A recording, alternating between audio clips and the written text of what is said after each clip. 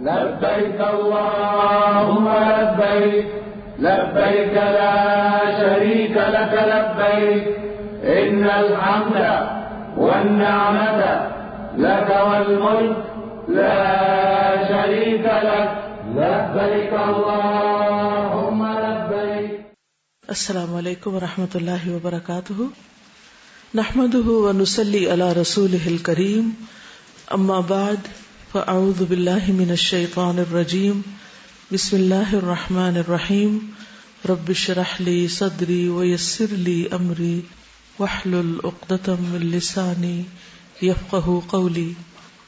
کل ہم نے عمرے کے بارے میں پڑھا تھا کہ کس فعل پر عمرہ تمام ہو جاتا ہے، مکمل ہو جاتا ہے.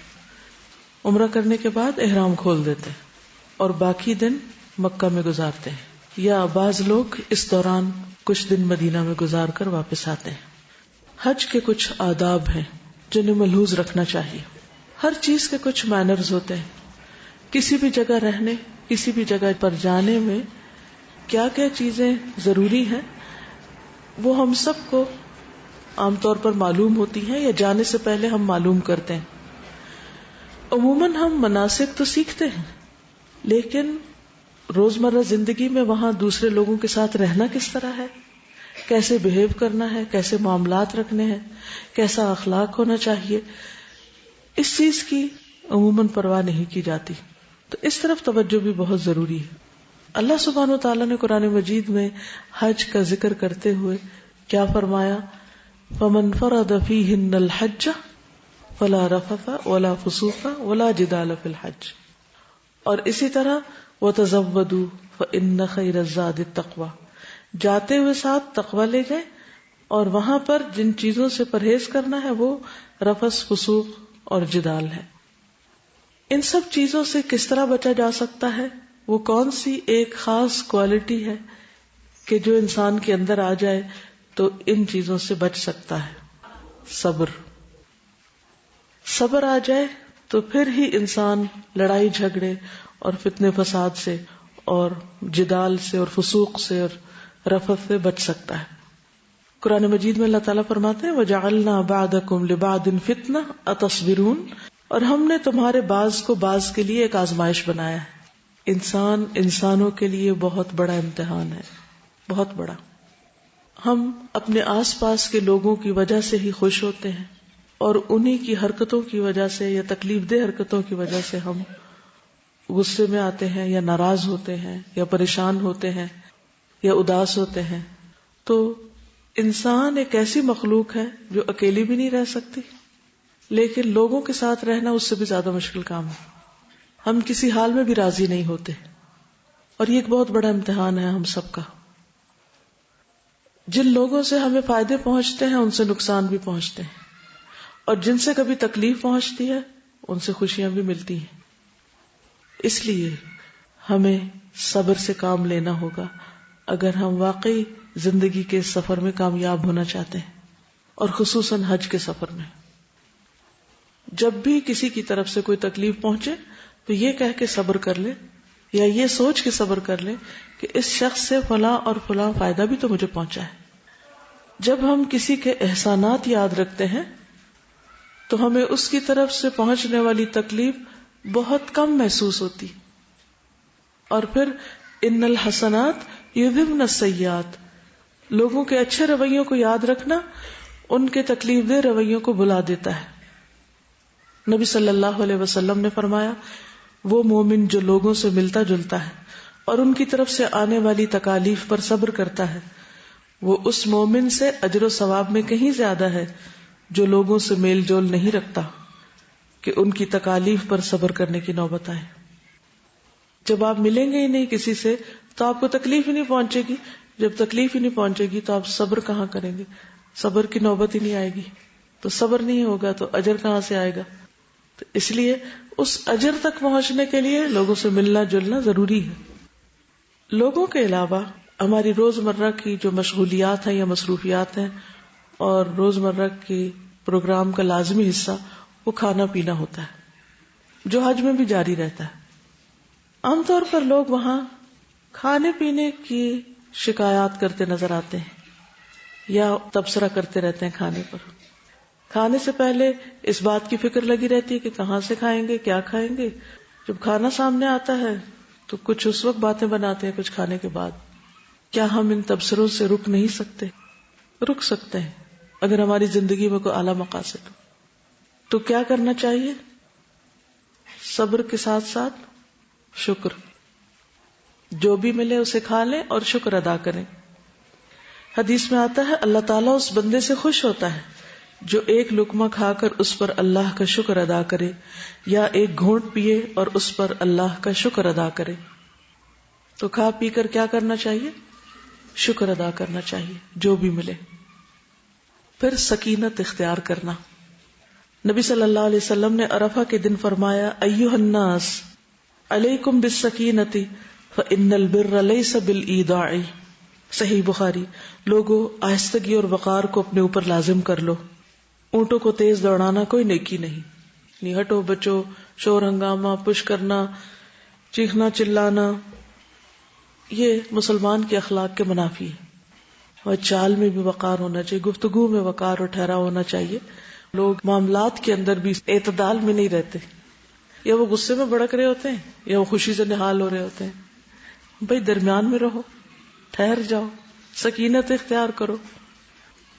خصوصاً عورتوں کے لیے بہت مشکل ہے, لیکن کوشش کرنے پر آپ یہ عادت اور سیرت اختیار کر سکتے. کچھ لوگ میں دیکھتی ہوں کہ ان کے اندر ماشاءاللہ بے پناہ ٹھہراؤ ہوتا ہے. ایسے لوگوں کو دیکھا کریں کہ وہ کس طرح بات کر رہے ہیں, کس طرح چل رہے ہیں, کیا کر رہے ہیں, کیونکہ انسان دیکھ کر بہت کچھ سیکھ سکتا ہے. پھر اپنی ذات سے دوسروں کو سکون اور تسلی دینا. انس بن مالک رضی اللہ عنہ سے روایت ہے کہ نبی صلی اللہ علیہ وسلم نے فرمایا یسروا ولا تعسروا وسکنوا ولا تنفروا. آسانی پیدا کرو, تنگی پیدا نہ کرو, لوگوں کو تسلی اور سکون دو, نفرت نہ دلاؤ. یعنی جہاں چاروں طرف آپ کے لوگ ہی لوگ ہوں وہاں پر آپ کے لیے نیکی کرنے کے مواقع بڑھ جاتے ہیں. آپ اس نگاہ سے لوگوں کو دیکھیں کہ کہاں, کس وقت, کب, کیسے کس کے کام آ سکتا ہوں. میں کسی کی کیا مدد کر سکتا ہوں, کیا خدمت کر سکتا ہوں, کسی کو کوئی بھلی بات بتا سکتا ہوں, کسی سے کوئی تکلیف دور کر سکتا ہوں, کسی کو آرام پہنچا سکتا ہوں. لیکن یہ سارے کام کرتے کرتے ساتھ ہی ذکر اذکار جاری رہنے چاہیے. بعض لوگ جب دوسروں کی مدد کرنے لگتے ہیں تو ادھر ادھر کی فضول باتیں شروع کر دیتے ہیں. وہ کوئی غیبت شروع کر دیتے ہیں, کسی پہ تبصرہ, کسی پہ ہنس رہے ہیں, کسی کا مذاق اڑا رہے ہیں, کام بھی کر رہے ہیں لیکن ساتھ ایسی حرکتیں کر رہے ہیں. تو اس کی بجائے کیا کرنا چاہیے؟ یا تو اچھی بات کریں, آپ پھر خاموش رہیں, اور خاموشی سے بہتر ہے اللہ کا ذکر. جب نبی صلی اللہ علیہ وسلم سے بہترین حج کے بارے میں پوچھا گیا تو آپ نے کیا فرمایا کہ سب سے اچھا حج کون سا ہے؟ جس میں کثرت سے اللہ کا ذکر ہو. رسول اللہ صلی اللہ علیہ وسلم نے فرمایا خیر العمل ان تفارق الدنیا ولسانک رطب من ذکر اللہ. بہترین عمل یہ ہے کہ جب تو دنیا سے رخصت ہو تو تیری زبان اللہ کے ذکر سے تر ہو. لیکن یہ اسی وقت ہو سکتا ہے جب عام دنوں میں ہمیں کثرت سے ذکر کی عادت ہو. نبی صلی اللہ علیہ وسلم نے فرمایا 3 لوگوں کی دعا رد نہیں کی جاتی. ان میں سے ایک اللہ کا بہت زیادہ ذکر کرنے والا. یعنی اگر آپ اللہ کا بہت ذکر کریں تو اس کا فائدہ کیا ہوگا؟ آپ کی دعائیں قبول ہوں گی. اور ہر شخص یہ چاہتا ہے کہ اس کی دعا قبول ہو, اور اس کو خوش قسمت سمجھتے ہم جس کی دعائیں قبول ہو رہی ہیں. پھر امیر کی اطاعت. وبرہ کہتے ہیں میں نے عبداللہ بن عمر رضی اللہ عنہ سے پوچھا میں کنکریاں کس وقت ماروں؟ تو انہوں نے فرمایا جب تمہارا امام مارے تو تم بھی مارو. عموماً گروپس میں حج ہوتا ہے, چاہے فیملی کا ہو یا کسی ملک سے جب آپ جا رہے ہو تو اس وقت اکٹھے حج کر رہے ہو, تو اس میں ہر شخص کو اپنی الگ الگ راہ نہیں پکڑنی چاہیے اور اپنی مرضی سے قافلے سے ادھر ادھر نہیں بھٹک جانا چاہیے, کیونکہ کچھ پتہ نہیں کہ اتنے رش میں کوئی کچلا جائے, کسی کو ہارٹ اٹیک ہو جائے, کچھ ہو جائے, اور پھر آپ کو کوئی پہچانتا نہ ہو, جانتا نہ ہو تو کتنی مشکل ہو, یا آپ راستہ ہی نہ کھو بیٹھے, یا غلطی سے کسی لمبے راستے پہ نہ پڑ جائیں اور بلا وجہ کی مشقت میں پڑ جائیں اور آپ بہت سی اور دیگر خیر سے محروم ہو جائیں. تو اس لیے حج کے سفر میں اور کسی بھی اجتماعی سفر میں, خواہ کوئی ٹرپ ہو, کیا کرنا چاہیے؟ انسٹرکشنز کو غور سے سننا چاہیے اور ان کو فالو کرنا چاہیے، چاہے وہ گروپ ٹائم ہو یا کلاس روم ہو یا سفر میں ہو یا پھر حج پہ ہو. آپ وہاں پر دیکھیں گے کہ بہت سے ممالک کے گروپس اتنے آرگنائزڈ ہوتے ہیں، حتیٰ کہ لباس تو چھوڑو، ان کے جو بیگز ہوتے ہیں وہ بھی ایک سائز کے اور ایک رنگ کے اور ایک طرح کے اسٹریپ سے بندھے ہوئے. حج پر بھی لوگ بہت ہی آرگنائزڈ وے میں سفر کر رہے ہوتے ہیں اور وہ اس سنت پر عمل کر رہے ہوتے ہیں. اپنی مرضی کرنے میں سہولت تو بہت ہوتی ہے، لیکن بتائیے کہ کیا ہمیشہ ہی سہولت ہوتی؟ اس سے بہت زیادہ پرہیز کرنا چاہیے کہ جہاں بھی آپ اکٹھے ہو کر جائیں، اکٹھے ہو کر رہے تو جو وقت بتایا جائے، جو جگہ بتائی جائے، اس کی پابندی کریں، ورنہ آپ خود کو بھی مصیبت میں ڈالیں گے اور دوسروں کو بھی. پھر لڑائی جھگڑے سے بچنا. بہت زیادہ مواقع ہوتے ہیں وہاں لڑنے کے، لیکن اللہ تعالیٰ نے خاص طور پر مینشن کیا ولا جدال، لڑنا تو ہے ہی نہیں. نبی صلی اللہ علیہ وسلم نے جب حدیبیہ میں پڑاؤ ڈالا تو ان کے ایک خیر خواہ نے خبر دی کہ میں کعب بن لؤی اور عامر بن لؤی کو پیچھے چھوڑ کر آ رہا ہوں، جنہوں نے حدیبیہ کے پانی کے ذخیروں پر اپنا پڑاؤ ڈال دیا ہے. ان کے ساتھ بکثرت دودھ دینے والی اونٹنیاں اپنے بچوں کے ساتھ ہیں. وہ آپ سے لڑیں گے اور آپ کے بیت اللہ پہنچنے میں رکاوٹ بنیں گے. لیکن آپ نے فرمایا ہم کسی سے لڑنے نہیں آئے، ہم صرف عمرے کے ارادے سے آئے ہیں. تو جو اللہ کے راستے میں ہوتا ہے، یعنی حج یا عمرے کے سفر میں، یہ بالکل پیسفل سفر ہوتا ہے. کوئی آپ سے لڑنا بھی چاہے یا لڑائی چھیڑے بھی تو آپ اس کو موقع نہ دیں. بعض لوگوں کو عادت ہوتی ہے، جب پتا ہو ایک شخص کی عادت کا کہ اس کو لڑنے کی عادت ہے اور اس سے آپ آرام سے بھی کوئی بات کریں گے تو لڑ کے ہی جواب دے گا، تو بس بات کو سمجھ لیں کہ اس نے لڑنا ہے اور ایکسپیکٹ کیا کریں کہ میں سیدھی بات بھی کروں گا تو یہ الٹا جواب دے گا. ہوتا ہے نا، ایسے لوگ ہوتے ہیں، ہر جگہ ہوتے ہیں. تو جب زندگی میں آپ لوگوں کے مزاج سمجھ جاتے ہیں تو آپ کو معاملہ کرنے میں بہت آسانی ہو جاتی ہے. جس چیز کو آپ ایکسپیکٹ کر رہے ہوتے جب وہ سامنے آ جاتی تو آپ کہتے ہیں تو نارمل ہے، سو واٹ، یہ تو ہونا ہی تھا. پہلے سے آپ انتظار میں ہوتے اچھا وہ کیا ہوتا ہے. تو اسی طرح اگر اس سفر میں بھی آپ کا ساتھ کچھ ایسے لوگوں سے ہو جائے کہ جو بد اخلاق ہوں، بد زبان ہوں، بدتمیزی سے بات کرتے ہوں. آپ کو معلوم ہے یہ عادتیں بچپن سے پڑ جاتی ہیں لوگوں کو نا، بعض اوقات بڑے ہو کر بھی نہیں جاتی. وہ کسی بھی مقام پہ پہنچ جائیں لیکن ان کے پھر اخلاق نہیں بدلتے، کیونکہ وہ ان ماحول کی پیداوار ہے نا. بعض اوقات ان کے بس کی بات نہیں ہوتی، ان کو سمجھ بھی نہیں ہوتی وہ کیا بول رہے ہیں، کیا کہہ رہے ہیں، احساس بھی نہیں ہوتا. چھوٹ چھوٹ کے تانے دیتے جاتے ہیں اور وہ اس کو اپنے بڑی سمارٹنس سمجھتے ہیں، حالانکہ انتہا درجے کی بد اخلاقی ہوتی. دین یہ تعلیم نہیں دیتا. یہ لوگوں کے اپنے اخلاق، مزاج، ان کے خاندان، ان کے ماحول ہوتے ہیں جن کا وہ رنگ چڑھائے ہوتے ہیں اپنے اوپر. تو جب کوئی لڑنے جا رہا ہو تو پھر کنارہ کشی کر لیں. مسور بن مخرمہ سے روایت ہے کہ رسول اللہ صلی اللہ علیہ وسلم صلح حدیبیہ کے موقع پر مکہ جا رہے تھے. ابھی آپ راستے میں تھے کہ آپ نے فرمایا خالد بن ولید قریش کے سواروں کے ساتھ ہماری نقل و حرکت کا اندازہ لگانے کے لیے مقام غمیم میں مقیم ہے، اس لیے تم لوگ داہنی طرف ہو جاؤ. بس اللہ کی قسم خالد کو ان کے متعلق کچھ بھی علم نہ ہو سکا. یعنی وہ پتہ چلانے کے لیے کس طرح مسلمان جا رہے ہیں وہ دیکھنا چاہتے تھے. تو نبی صلی اللہ علیہ وسلم نے رستہ ہی بدل دیا. جب آپ کو پتا ہو کہ لڑنے والا وہ سامنے سے آ رہا ہے تو آپ کیا کریں؟ بہادری کا مظاہرہ کریں، آستینیں چڑھانے لگے؟ نہیں، رستہ بدل دیں. لوگوں کے ساتھ اچھے اخلاق سے پیش آئیں. یعنی یہ تو اس صورت میں جب کوئی آپ سے لڑنے آ رہا ہو، لیکن آپ خود جب معاملہ کریں تو اچھی طرح کریں.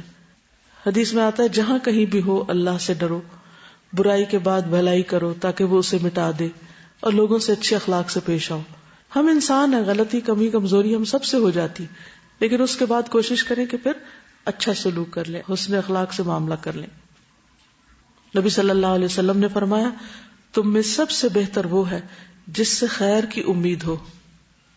یعنی آپ جب اس سے بات کریں تو آپ کو یہ اطمینان ہو کہ اس شخص سے مجھے خیر ہی ملے گی، کوئی بھلائی نصیب ہوگی، اور اس کے شر سے امن ہو. اور سب سے بدتر وہ ہے جس سے خیر کی توقع نہ ہو اور اس کے شر سے امن نہ ہو. پھر زبان کی حفاظت، اس پہ خصوصی دھیان دیں، اس کو لاک میں رکھیں. ناشکری کے جملے نہ بولے جو اللہ کی ناراضگی کا باعث ہوں. ابو ہریرہ فرماتے ہیں نبی صلی اللہ علیہ وسلم نے فرمایا بندہ ایک بات زبان سے نکالتا ہے اور اس کے بارے میں سوچتا نہیں، جس کی وجہ سے وہ دوزخ میں اتنی دور پھسل کے گرتا ہے جتنا مشرق و مغرب کے بیچ میں دوری. تو اس لیے بہت سوچ سمجھ کے بات کریں، اور اگر کوئی بات کر کے آپ کو خلش شروع ہو جائے تو استغفار کر لیں، اور آئندہ ان جملوں پر چیک رکھیں کہ پھر ایسی بات نہیں کریں گے. جب ہم کثرت سے ذکر کریں گے اور خاموش رہیں گے تو پھر ایسی نوبت ویسے ہی کم آئے گی. رسول اللہ صلی اللہ علیہ وسلم نے فرمایا، اللہ اس بندے پر رحم فرمائے جو فائدہ مند بات کرتا ہے یا پھر خاموش رہ کر سلامت رہتا ہے. یعنی یہ نہیں کہ ایک مصنوعی خاموشی طاری کر لیں. جب ضرورت کے موقع پر بھی کوئی نہیں بولتا، اس سے بھی دوسروں کو پریشانی لاحق ہوتی ہے، تو اس پریشانی سے بھی دوسرے کو بچانا چاہیے. تو اللہ تعالیٰ اس پر رحم کرے جو فائدے کی بات کرے، یعنی فائدے کی بات کرنے والے پر اللہ کی رحمت ہے.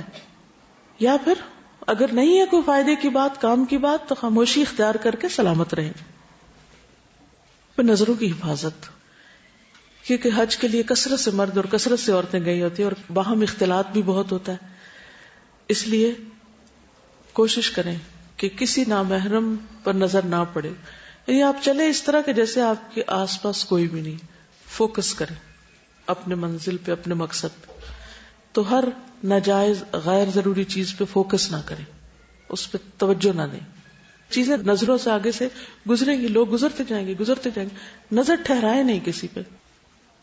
یعنی ہر شخص کو یہ معلوم ہے کہ نظروں سے اگنور کرنا کیا ہوتا ہے، کس طرح انسان اپنی حفاظت کر سکتا ہے. لوگوں کے ہجوم میں، بھیڑ میں، جب چاروں طرف بھی مرد ہوں تو بھی آپ کو طریقہ آنا چاہیے کہ آپ نے اپنی نگاہ کی حفاظت کس طرح کرنی. نبی صلی اللہ علیہ وسلم نے فرمایا، صحیح حدیث ہے، 3 افراد کی آنکھیں روز قیامت آگ کو نہیں دیکھیں گی. ان میں سے ایک وہ آنکھ ہے جس نے اللہ تعالیٰ کے حرام کردہ امور سے نظروں کی حفاظت کی، یعنی کسی کے سطر پہ نظر نہیں ڈالی، یا عورت مرد کے چہرے کو یا مرد عورت کے چہرے کو نہ دیکھے. تو جو اپنی نظروں کی حفاظت کرے گا، اللہ سبحانہ وتعالیٰ قیامت کے دن اس کی حفاظت فرمائیں گے. پھر امر بالمعروف اور نہی عن المنکر اور دعوت اللہ کا کام ساتھ ساتھ کرتے جانا. نبی صلی اللہ علیہ وسلم نے فرمایا، جب لوگ گناہ کا کام ہوتے ہوئے دیکھیں اور اس سے نہ روکیں تو ان قریب ان سب کو اللہ کا عذاب گھیر لے گا. تو ہاتھ سے بھی روک سکتے ہیں، زبان سے بھی روک سکتے ہیں، اور مختلف طریقے سے سمجھا کے بھی لوگوں کو. ویسے کوئی لڑ رہا ہے تو اس کو بیچ میں صلح کرا دیں، کوئی اور چھلکا پھینک رہا ہے، پانی گرا رہا ہے، پانی بچے ضائع کر رہے ہوتے ہیں وہاں بیٹھ کے. بعض لوگ پانی ایک کپ میں پینا چاہیے 2 کٹھے میں پینا شروع کر دیتے ہیں، پی کے نیچے پھینک دیتے ہیں. بہت سے غلط کام ہو رہے ہوتے ہیں. تو آپ ان کو اپنے عمل سے بھی بتا سکتے ہیں، خود آگے بڑھ کے ان چیزوں کو ٹھیک کر کے بھی، روک کے بھی. مثلا نبی صلی اللہ علیہ وسلم حج پہ جا رہے تھے، ایک عورت نے آپ کو راستے میں روک کر ایک سوال کیا. اس کے پاس بچہ تھا، اس نے آگے بڑھا اور کہا، یا رسول اللہ کیا اس پر بھی حج ہے؟ تو آپ نے فرمایا نہیں، اور آپ نے یہ بھی بتایا کہ اگر تم اس بچے کو حج کراؤ گی تو تمہارے لیے اس کا اجر ہے. فرض نہیں ہے بچے پہ، لیکن اگر بچہ ماں کے ساتھ حج کرتا ہے تو ماں کو اجر ملے گا اس کا. تو 1 نہیں 2 حج ہو جائیں گے ایک ہی سفر میں. پھر اللہ کی راہ میں کثرت سے خرچ کرنا، فی سبیل اللہ خرچ کرنا، کیا اجر ہے اس کا معلوم ہے آپ کو؟ مثل الذین ينفقون اموالهم فی سبیل اللہ. تو حج کیا ہے؟ فی سبیل اللہ سفر ہے. تو ساتھیوں پہ خرچ کرنا، وہاں کے لوگوں پہ خرچ کرنا، کسی بھی اعتبار سے کسی کو فائدہ پہنچانے کے لیے، یہ کوئی صدقہ خیرات نہیں، ویسے ہی خوش دلی کے ساتھ خیر اور بھلائی کے کاموں میں خرچ کرنا، اس کا اجر بہت زیادہ ہے، عام خرچ کرنے سے بھی زیادہ ہے. اس کو مثال کیا ہے قرآن مجید میں؟ کمثل حبۃ انبتت 7 سنابل فی کل سنبلۃ 100 حبۃ واللہ یضاعف لمن یشاء. ایک دانہ جس سے 7 بالیاں نکلیں اور پھر ہر بالی پہ 100 دانے ہوں، تو گویا ایک دانہ ملٹی پلائی ہو کر 100 دانے بن گیا. تو 1 روپیہ یا 1 ریال آپ خرچ کریں گے تو 700 کے برابر ہو جائے گا. اس لیے خوش دلی کے ساتھ خرچ کریں. عبداللہ بن عمر سے روایت ہے کہ رسول اللہ صلی اللہ علیہ وسلم نے فرمایا، اللہ تعالیٰ اپنے بندوں کو نفع پہنچانے کے لیے کچھ لوگوں کو بطور خاص نعمتیں عطا کرتا ہے. اگر وہ خرچ کرتے رہیں تو وہ انعامات برقرار رہتے ہیں، اور اگر وہ رک جائیں تو وہ ان سے سلب کر کے دوسروں کو دے دیتا ہے. یعنی کچھ لوگوں کے پاس جو دوسروں کے مقابلے میں زیادہ ہے. اب فوراً سوچیں میرے پاس دوسروں کے مقابلے میں کیا زیادہ ہے؟ کچھ بھی جو سوچ سکیں آپ. کوئی اسکل، کوئی نالج، کوئی مال، کوئی ٹائم، انرجی، طاقت، کوئی بھی چیز وہ اللہ نے آپ کو اس لیے دی ہے تاکہ آپ دوسروں کو دے سکیں، آپ دوسروں کو دیں. کیونکہ اللہ تعالیٰ ان ساری نعمتوں کو درختوں کے ساتھ نہیں لٹکاتے، کچھ تو لٹکا دی ہیں لیکن ساری چیزیں درختوں کے ساتھ نہیں لٹک سکتی، وہ بندوں کے ساتھ لٹکی ہوئی ہیں. جو مومن ہوتے ہیں نا شجرہ طیبہ، تو ان اللہ کے نیک بندوں کے ساتھ وہ نعمتیں لٹک رہی ہیں. اب ان کا کیا فرض بنتا ہے کہ وہ اپنے پھلوں سے دوسروں کو فائدہ پہنچائیں. تو یہ اللہ نے آپ کو یہ پھل اس لیے دیے، یہ بہاریں اس لیے لگائی ہیں آپ کو تاکہ آپ سے دوسرے فائدہ اٹھائیں. اگر آپ دوسروں پہ خرچ کرتے جاتے ہیں تو کیا ہوگا؟ آپ کو اللہ اور دیتا جائے گا، اور سپلائی آتی جائے گی اور زیادہ بڑھا دے گا. لیکن اگر آپ نے روک دیا تو کیا ہوگا؟ اللہ بھی روک دے گا. یہ کس قدر افسوس کی بات ہے کہ ہم عام طور پر جو نعمت ہمارے پاس ہوتی ہے اس سے دوسرے کو فیض پہنچانے میں بخل کرتے ہیں. یعنی یہ تو میرے لیے، دوسرے کو کیوں دوں؟ ہونا کیا چاہیے کہ جو کام ہمیں آتا ہو ہم دوسرے کو کہیں. جیسے حضرت انس کے بارے میں حضور صلی اللہ علیہ وسلم کے پاس ام سلیم آئی تھی، یا رسول اللہ یہ میرا بچہ لکھنا جانتا ہے، آپ اس سے کام لیں، یعنی اس کے پاس یہ اسکل ہے، آپ اس کو اپنی خدمت میں رکھیں. ہم کیا سمجھتے ہیں جو کچھ بھی اللہ نے ہم کو دیا، کوئی بھی چیز ہمارے لیے کوئی بہت کمال تھا، وہ بہت بڑی خوبی تھی جو ہمیں مل گیا، یہ احسان تھا، اللہ کا فضل تھا. اس کو روکے نہیں ورنہ رک جائے گا. حضرت اسماء کو نبی صلی اللہ علیہ وسلم فرماتا لا تو کی فیو کا علیہ کی، روکنا مت ورنہ تم روک لی جاؤ، تمہاری تھیلی باندھ دی جائے گی. تو اس موقع پہ سب سوچیں وہ کون سا کام ہے جو میں دوسروں کی نسبت بہتر کر سکتی ہوں اور مجھ پر اللہ کا فضل ہے اور مجھے وہ آتا ہے اور میرے ساتھ والوں کو نہیں آتا. کیوں نہ میں ان کو بھی سکھا دوں، کیوں نہ میں ان تک بھی خیر لے جاؤں، کیونکہ الٹیمیٹلی تو وہ آپ ہی تک واپس پہنچے گی. تو کوئی بھی نیکی کا کام جو آپ کر سکتے ہو اور کسی بھی وجہ سے، خواہ وہ کوئی غصہ ہو، خواہ کوئی عداوت ہو کسی کی، یا بخل ہو یا حسد ہو یا کوئی ضد ہو، کسی بنا پر بھی اگر آپ روک لیتے ہیں نا تو آپ سے نیکی کے مواقع چھن جاتے ہیں، آپ محروم کر دیے جاتے ہیں. اللہ تعالیٰ وہ کسی اور کو نواز دیتا ہے، اللہ کسی اور سے کام لے لیتا ہے. پھر دوسرے حجاج کی مدد کرنے میں کیا کیا ہو سکتا ہے؟ مثلا ان کا سامان اٹھانے یا رکھنے میں مدد دینا. نبی صلی اللہ علیہ وسلم نے فرمایا جس نے کسی مسلمان سے دنیا کا کوئی دکھ دور کیا، اللہ عز و جل اس سے قیامت کے روز کا کوئی دکھ دور کر دے گا. اور جس نے کسی مشکل میں پڑے شخص کے لیے آسانی کی، اللہ تعالیٰ اس کے لیے دنیا اور آخرت میں آسانی کرے گا. اور جس نے کسی مسلمان کی پردہ پوشی کی، اللہ تعالیٰ دنیا اور آخرت میں اس کی پردہ پوشی کرے گا. اللہ تعالیٰ اس وقت تک بندے کی مدد میں رہتا ہے جب تک کہ بندہ اپنے بھائی کی مدد میں رہے. پھر شاعر اللہ کی تعظیم کرنا، یہ بھی حج کے آداب میں سے ہے. وَمَن يُعَظِّمْ شَعَائِرَ اللَّهِ فَإِنَّهَا مِن تَقْوَى الْقُلُوبِ. کیا کیا شاعر اللہ ہیں؟ مثلا جتنے بھی مناسک ہیں وہاں، خاص طور پہ مسجد ہے، کعبہ شریف ہے، تو وہاں شور ہنگامے سے بچنا، لڑائی سے اور ایسے کام کرنے سے جو مسجد کے ادب کے خلاف ہوں. بعض لوگ وہاں کوڑا بکھیر دیتے ہیں، صفائی کا لحاظ نہیں رکھتے، کعبہ کی طرف وہاں بھی پاؤں کر کے لیٹ جاتے ہیں، قرآن مجید نیچے رکھ دیتے ہیں. تو یہ ساری چیزیں جو ہیں یہ ناپسندیدہ ہیں. پھر یہ کہ اپنے آپ کو بیکار چیزوں سے دور رکھنا، بیکار گفتگو، بیکار کام، غیر ضروری مصروفیات، کیونکہ گنتی کے چند دن ہیں، یہ بھی ان سے پورا فائدہ اٹھانا چاہیے. اور ویسے بھی انسان کے اسلام کی خوبی یہ ہے کہ وہ بیکار کاموں کو چھوڑ دے. پھر دوسروں کی ضروریات کا خیال رکھنا، کسی کو پانی پلا دینا، کسی کو کھانا لا کر دے دینا. کچھ لوگ چائے پینے کے عادی ہوتے ہیں، بزرگ لوگ، ان کے لیے چائے لا کر دینا، یا اگر پکانے کی جگہ ہے تو پکا کر سب کو سرو کر دینا. ایک گروپ کے اندر ینگ لوگ ہوتے ہیں، کوئی بڑے عمر کے ہوتے ہیں، کوئی بہت صحت مند ہوتے ہیں، کوئی بیمار ہوتے ہیں. تو آپ اپنا مقام دیکھ لیجئے کہ آپ کہاں ہیں اور آپ کتنی نیکی کما سکتے ہیں. تو اس اعتبار سے دوسروں کے ساتھ جتنی بھی ان کی خدمت، ان کی مدد آپ کر سکتے ہو کریں، لیکن ساتھ ساتھ نیت ضرور قابو میں رکھیں. پیپل پلیزر نہ بن جائیں کہ لوگ کہیں گے واہ بھائی واہ فلاں تو بہت اچھی ہے، اس نے تو اتنی خدمت کی حج کے سفر میں کہ بس ہمیں بھولتا ہی نہیں. یہ تمغہ لینے کے لیے نہیں کریں. جب شیطان دل میں یہ وسوسہ ڈالے تو فوراً اپنے آپ کو سنبھالے کہ نہیں، مجھے تو اللہ کی رضا چاہیے. اس سے فائدہ کیا ہوگا کہ آپ اعتدال میں رہیں گے. نہ تو آپ تعریف کے انتظار میں رہیں گے اور نہ تعریف آپ کو فیول بنے گی کہ وہ تعریف کو فیول پڑے تو آپ چلیں. آپ چلتے رہیں گے حتیٰ کہ جب لوگ تعریف نہیں کریں گے یا بعض اوقات تعریف کی بجائے تنقید کریں گے تو بھی آپ اپنا کام کرتے رہیں گے، کیونکہ آپ کو پتا ہے کہ آپ اللہ کے لیے کر رہے ہیں، ان کے لیے تو کر ہی نہیں رہے تھے. پھر یہ ہے کہ اس راستے میں جو تکلیفیں ہیں ان کا ذکر نہ کریں اور ان کو بہت زیادہ بار بار دہرائے نہیں، کیونکہ مومن کو تو عام حالات میں اگر ایک کانٹا بھی چپ جاتا ہے تو اس پر بھی اجر ہے، اور یہ تو اللہ کے راستے کا سفر ہے. کیونکہ شکوہ کس سے کر رہے ہیں کہ اللہ تیرے راستے میں یہ اور یہ مشکل پیش آئی؟ نہیں، نادانی میں بھی ایسی باتیں نہ کریں، کیونکہ جو مسلمان جب اس کو دنیا میں کوئی کانٹا بھی چبھے اور اس پر وہ ثواب کی نیت سے صبر کرے تو اس وجہ سے اللہ تعالیٰ قیامت کے دن اس کے گناہ معاف کر دیں گے. تو ہائے ہائے نہیں بچائے رکھنا چاہیے. پھر اسی طرح اگر بیمار ہو جائیں حج کے سفر میں، علاج دوا کے ساتھ ساتھ اپنے ساتھیوں کو، آس پاس کے لوگوں کو تنگ نہ کریں، پریشان نہ کریں.